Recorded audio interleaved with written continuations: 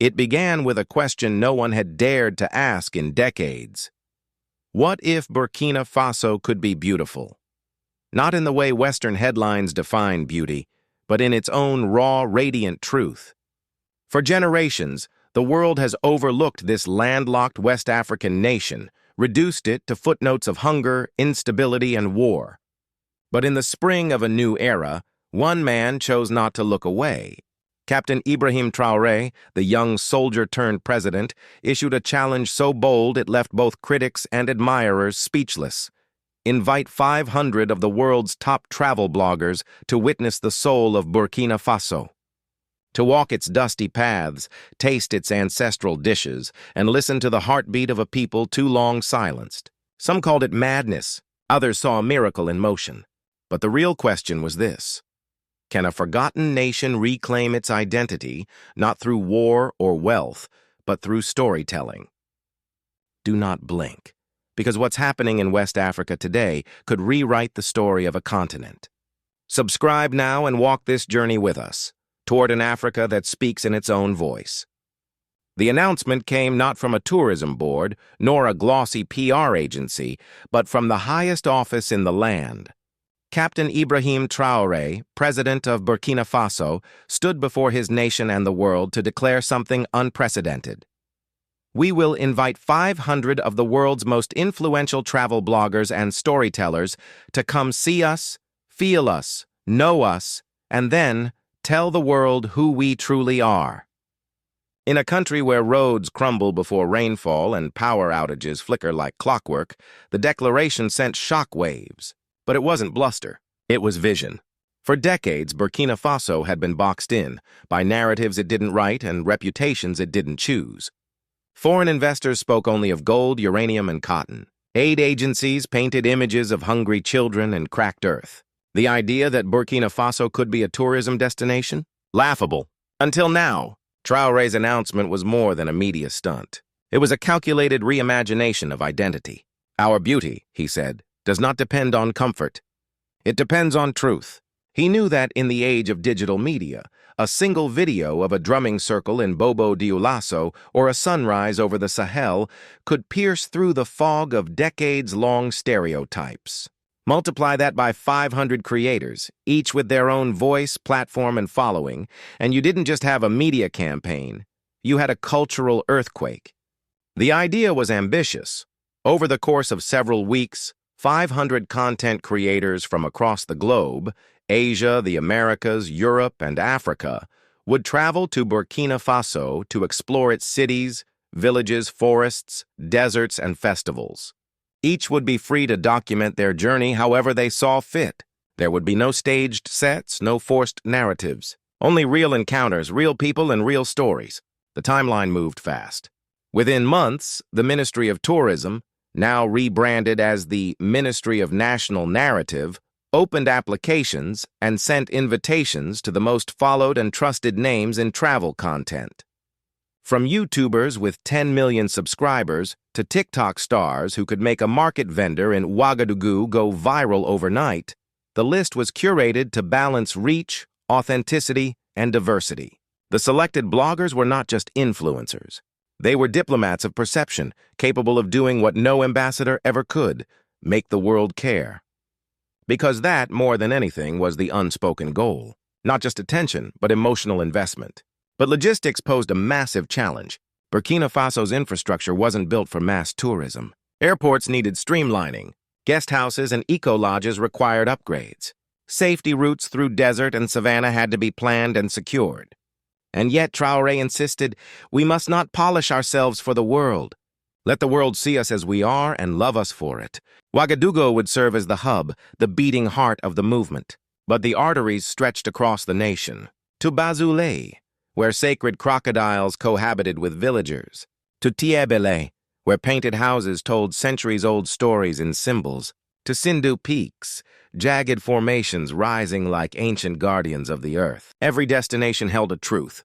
Every community held a key. And unlike the top-down campaigns of the past, this initiative was built from the ground up. Artisans were mobilized to create souvenirs. Farmers were trained to host homestays. Youth were recruited as digital ambassadors, trained in storytelling and translation. Entire villages prepared songs, performances, and ceremonies not for show, but for sharing. The goal was not to impress, it was to invite. Because at the core of Traore's vision was a question that transcended tourism. What if visibility could lead to dignity? What if the world saw not just Burkina Faso's problems, but its people, its pulse, its perseverance? And so, with chartered flights on the horizon, phones ready to stream, and hearts pounding with anticipation, Burkina Faso prepared for something it had never known before: being seen. But could this be more than just a tourism campaign? Could it be the beginning of a new African identity? When the first chartered flight descended over the red earth of Ouagadougou, the world watched not with skepticism, but with awe. The terminal, modest and sun-baked, was transformed into a stage. Traditional dancers swayed to the rhythm of the djembe. Elders draped in woven cloth offered calabashes of water, a gesture older than any border. And then camera lights flicked on. They came with drones, smartphones, and lenses sharper than diamonds. From Seoul to São Paulo, from Atlanta to Amsterdam, the bloggers disembarked not as tourists, but as witnesses. Within hours, hashtags ignited the digital air. Discover Burkina Faso soared across platforms. On Instagram, clips of elders weaving baskets beside baobab trees flooded timelines. On TikTok, a blind griot's melody sparked millions of views. On YouTube, a Senegalese-American vlogger wept as she described the warmth of strangers who had nothing to give, but gave everything. The ripple effect was immediate. CNN ran a feature titled Burkina Faso: From Conflict to Culture. The BBC aired a segment on Tiebele's painted homes. Even late-night American talk shows, typically numb to African affairs, shared viral clips of bloggers learning Mossi dances. Something seismic had shifted. But it wasn't just the digital world that reacted. In the streets of Bobo Dioulasso, schoolchildren followed bloggers like shadow puppets, giggling and offering mangoes. In rural villages, farmers hosted impromptu feasts. One grandmother, whose fried millet dough was featured in a Nigerian travel vlogger's video, found herself serving a line of visitors stretching down the road. She laughed. "I used to cook for 5 people. Today I cook for the world." Even skeptics grew silent. Ministers who had doubted the campaign now stood proudly beside visiting influencers, answering questions about tradition, resilience, and dreams. Taxi drivers doubled their income. Street performers became overnight celebrities. Guest houses once empty during the dry season were now booked months in advance. And in the diaspora, something stirred. African Americans in Harlem shared content with the caption, "This is the Africa they never showed us." Caribbeans in London commented, "Our story is more than slavery. It's rhythm, it's color, it's life." Across France and Canada, Burkinabe communities beamed with pride. For once, their homeland was not a punchline or a tragedy, but a revelation. Captain Ibrahim Traoré did not simply bask in the glow, he fueled the flame. He appeared in a live stream with a Brazilian blogger, sharing grilled goat and laughing in broken Portuguese. In a Twitter space with African digital creators, he said, "We did not bring you here to sell a product. We brought you here to tell our truth, and that truth is beautiful." Not everything was perfect. Bloggers documented potholes, occasional blackouts, and moments of cultural miscommunication. But none of it diminished the allure. In fact, it heightened the appeal. "This isn't curated like Paris or Dubai," one YouTuber said. "This is real. This is raw Africa, and I love it." The country pulsed with energy. Artists painted murals welcoming the guests. Poets composed verses in 3 languages. Local radio stations played remixes of traditional music and influencer sound bites. Students competed in storytelling contests inspired by the visitors' work. And behind all this, something deeper was taking root. A national memory was being rewritten in real time. For decades, Burkina Faso had been presented to the world through statistics, poverty rates, food insecurity, terror threats. But now, it was being felt through sound, color, gesture, and joy. Even those who could not access the internet felt the shift. They saw new roads being cleaned. They heard new songs on the radio. They witnessed their neighbors speak with pride about their hometowns. This was no longer about 500 bloggers. It was about a country learning to look at itself and smile.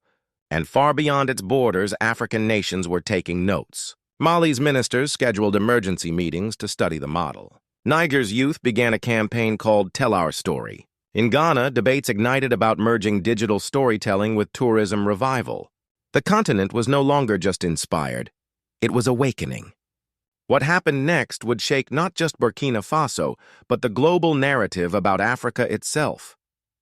Long before the numbers were tallied, before the ministries filed reports or the economists built their charts, the impact could already be felt in the pulse of the people. Burkina Faso, a nation once haunted by despair and dependency, began to glow with something it hadn't known in years: self-worth. The first sign came from Ouagadougou's bustling food stalls. Vendors who once struggled to earn enough to feed their own children now sold out before noon. Bloggers filmed them with reverence, grandmothers kneading millet, boys fanning charcoal fires, women stirring sauces with inherited grace. One video of a woman making peanut stew went viral across Brazil. Within days, orders poured in for her spice blend. Her son created an online store with help from a local university student. What had once been a street corner became an international brand. Artisans in the village of Tiebele saw their painted clay houses transformed into global landmarks. Tourists arrived not with pity, but with curiosity. A group of influencers from South Korea launched a campaign titled Burkina Beauty, selling limited edition prints of local artwork, the profits of which went directly to the creators. For the first time, traditional designs became assets, not relics. Taxi drivers doubled their routes. Youth who once dreamed only of migration now trained as tour guides. English classes were oversubscribed.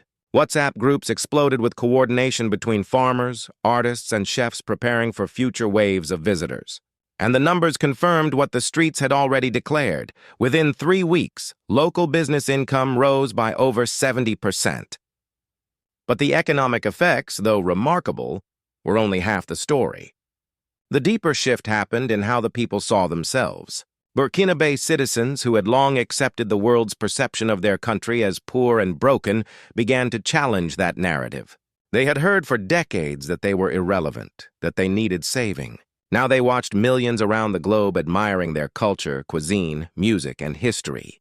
They watched teenagers from New York dance to the rhythms of Bobo Dioulasso.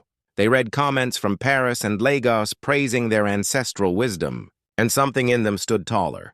One woman in Kaya said it best: "For years we waited for others to speak for us.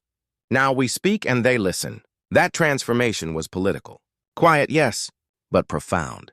Captain Traore understood that development is not merely about roads and power lines. It is about the narrative a nation believes about itself. He often said in cabinet meetings, "No government can build a future for people who have been convinced they don't deserve one." And so this initiative, framed as tourism, became a civil renaissance, a rewriting of civic identity. Community meetings were held in rural areas where elders and youth discussed how to manage the attention. Radio stations invited local poets to reflect on the moment. Schools introduced history modules that connected ancient traditions to the present wave of storytelling. One headmaster told his students, "You are not just citizens of Burkina Faso. You are custodians of a story the world is finally reading." Even the opposition, which had once mocked the plan as a circus for foreigners, began to shift its tone. Members of parliament across party lines praised the unity the campaign had sparked. For the first time in years, the national flag felt less like a symbol of struggle and more like a banner of pride. Traore's message resonated beyond borders. Burkina Faso would no longer define itself by its wounds, but by its worth. It would no longer wait for global institutions to validate its progress. It would show its own progress, in its own voice, on its own terms. And then came the echoes across the continent. Youth groups in Mali launched campaigns to protect cultural heritage sites. Local governments in Niger began mapping out ecotourism corridors. In Senegal, digital creators organized to film remote communities long ignored by mainstream media. The ripple had become a wave. But amid the applause, the dancing, the viral videos, and the economic lift, a deeper question remained, for Burkina Faso and for Africa. If you see this as a blueprint for Africa's rise, type Africa Rise in the comments below. But Traore wasn't done. He wanted this to go beyond borders, beyond hashtags. To the outside world, the campaign began as a curiosity. Western commentators labeled it ambitious, idealistic, and symbolic. But symbolism, when wielded with clarity, can move mountains, and Burkina Faso's gamble began shifting tectonic plates of perception. At first, global media hesitated. Outlets like The Guardian and the New York Times questioned the feasibility of the initiative. Can a nation with no coastline and patchy Wi-Fi compete with Paris or Cape Town? One columnist asked. The subtext was clear. Africa's stories only matter when filtered through hardship. But within days, that narrative began to crumble. As blogger content flooded the internet with scenes of dancing griots, camel caravans through the Sahel, and communal meals under starlit skies, even skeptics had to pay attention. CNN ran the headline, "Burkina Faso rewrites its image, one story at a time." The BBC called it the most surprising soft power success in Africa this decade. Yet the most interesting reactions came not from media, but from governments, especially in the West. In diplomatic circles, Traore's initiative sparked unease. This was not how sovereignty was supposed to be asserted. Burkina Faso had bypassed the usual development channels, no reliance on IMF advisors, no dependence on UN messaging frameworks. Instead, it built its own narrative architecture, powered not by consultants but by creators. The United States took particular notice. While no official statement was issued, embassy staff quietly began monitoring online discourse, tracking engagement from diaspora audiences and African American communities. What they found was startling. Hashtags like Discover Burkina Faso and African Sovereignty trended not just in Africa but across cities like Atlanta, Baltimore, and Oakland. Burkina Faso's message was resonating with Black Americans in ways traditional diplomacy never had. Here was a Black-led nation reclaiming its image, rewriting its narrative, and doing so not with guns or grants, but with storytelling. Meanwhile, African nations responded with a mix of inspiration and urgency. Ghana, long praised for its Year of Return initiative, now found itself looking to the landlocked Sahel for innovation. Rwanda studied the campaign's community-led logistics. Senegalese tourism boards explored partnerships with influencers. The idea that digital creators, rather than PR firms, could define a continent's identity became a continental revelation. And behind it all stood Traore, not as a rebel, but as a quiet revolutionary. He had understood something global powers were still grappling with, that in the 21st century, image is infrastructure. And whoever controls the lens controls the future. And suddenly the world was not just watching, it was following. What began as a media experiment had blossomed into a national movement. And now, the question on every policymaker's lips was, what comes next? For Captain Ibrahim Traoré, the answer was clear. Visibility was only the beginning. The true goal was transformation. His first step was bold, yet deeply rooted in local reality. The creation of a National Council for Cultural and Tourism Strategy. This was no ordinary government agency. It included village elders, poets, hoteliers, artisans, and digital creators.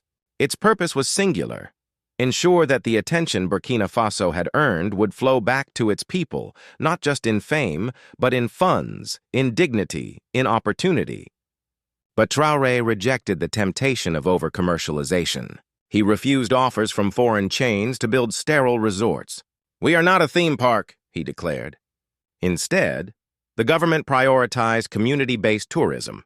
Eco-lodges, homestays, and local food hubs, all run by Burkinabe hands. Young people trained not only as guides, but as storytellers, entrepreneurs, and custodians of cultural heritage. At the same time, Traoré looked outward. He proposed a Sahelian tourism corridor, linking Burkina Faso with Mali, Niger, and Guinea. Together, they would form a cross-border route showcasing the shared beauty and history of the Sahel. Ancient mosques, desert festivals, music traditions, sacred rivers. Bloggers who had visited one country were encouraged to extend their journey into others. For once, the continent was designing its own regional tourism, not waiting for European travel agencies to define it. But perhaps Traoré's greatest insight was how he wove tourism into economic diversification. For too long, Burkina Faso's fate rose and fell with gold prices and cotton exports. Now culture itself was becoming capital. Local fashion designers reached new markets. Musicians recorded albums with international collaborators. Shea butter cooperatives secured direct overseas orders after being featured by influencers. This wasn't charity. It was commerce. And it was entirely homegrown. Across Africa, the implications were profound. Leaders who once dismissed tourism as fluff began to rethink its power. In Nigeria, discussions emerged on how Nollywood could anchor tourism revival. In Kenya, traditional villages were digitized for cultural access. In South Africa, township experiences were rebranded as heritage journeys. The old playbook was being torn apart, and something indigenous, authentic, and self-determined was taking its place. The world had watched Burkina Faso reclaim its narrative. Now Africa stood at a crossroads. But could this movement ignite a revolution beyond Burkina Faso? In the dusty streets of Ouagadougou, where echoes of drums still lingered from the blogger's visit, a quiet truth settled across the nation. Burkina Faso had done more than host guests. It had hosted the world's imagination and redefined itself in the process. What Captain Ibrahim Traoré orchestrated was never just about tourism. It was about African sovereignty. It was a declaration that a landlocked country with limited wealth could still lead through vision, courage, and culture. It was a rebuke to decades of imposed narratives and a celebration of a new one, shaped by Burkinabe voices and shared through global screens. The results were undeniable. Income surged in communities that had long been invisible. Young people found purpose not in escape, but in staying. Art, music, food, language, all the overlooked treasures of a people, became the centerpiece of national strategy. Discover Burkina Faso was no longer just a hashtag. It had become a mindset, a movement, a model. But the true legacy of this gamble lies deeper. It lies in the pride of a grandmother watching her craft admired by millions, in the laughter of school children seeing their village on an international live stream, in the resolve of a continent realizing that it no longer needs permission to shine. And so the story does not end here. If this was possible in Burkina Faso, what might be possible in Benin, in Gambia, in Chad? What other dreams are waiting to be awakened by bold leadership and the belief that Africa's stories told by Africans can change the world? Because in the end, African sovereignty is not just about borders or armies. It is about perception. It is about dignity. It is about the power to define who we are and to invite the world to see us in truth. If this story stirs your spirit, do not let it fade. Like it, share it, and subscribe, because the future of African sovereignty starts with the stories we dare to tell. What would you show the world if they came to your homeland tomorrow? Let us know in the comments.